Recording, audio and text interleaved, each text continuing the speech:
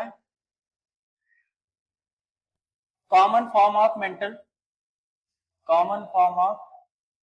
Mental illness.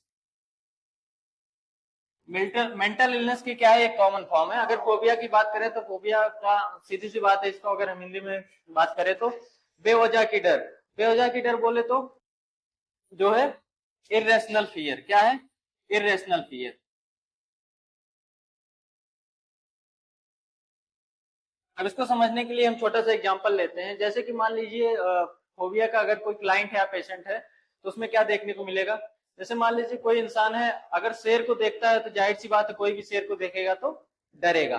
तो शेर को देखते टाइम जो रिएक्शन आता है डर का, अगर वो सेम चीज, सेम रिएक्शन, अगर वो सेम वाला रिएक्शन अगर आपको देखने को मिलता है, जैसे आपने किसी चूहे को देख लिया, अब चूहे को देखने के बाद कोई इस तरीके से रिएक्ट करता है जैसे कि उसने किस चीज को देख लिया है, किसी शेर को देख लिया, या फिर उसके सामने कोई शेर आ गया है, तो इस तरीके का अगर रिएक्शन आ रहा है उसकी तरफ से तो उसको हम क्या बोलेंगे? फोबिया। ठीक है, उसको क्या हो चुका है? फोबिया। तो फोबिया की क्या निशानी होती है कि चूहे को देख के भी किस तरीके का डर उसके अंदर आ रहा है, किस तरीके का रिएक्शन आ रहा है, जो है शेर जैसा।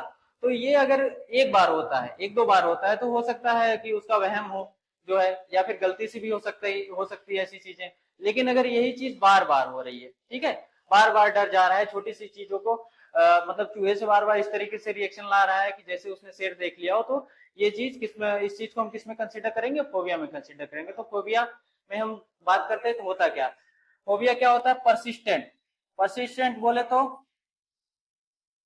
कंटिन्यूअसली जो बनी रहती, persistent irrational fear of an object.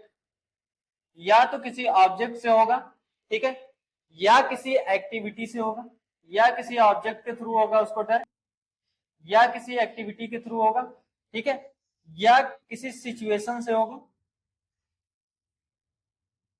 या किसी सिचुएशन से होगा, किसी ऑब्जेक्ट से, किसी एक्टिविटी से, या किसी सिचुएशन से अगर डर हो रहा है तो उसको हम क्या बोलेंगे? जो है फोबिया।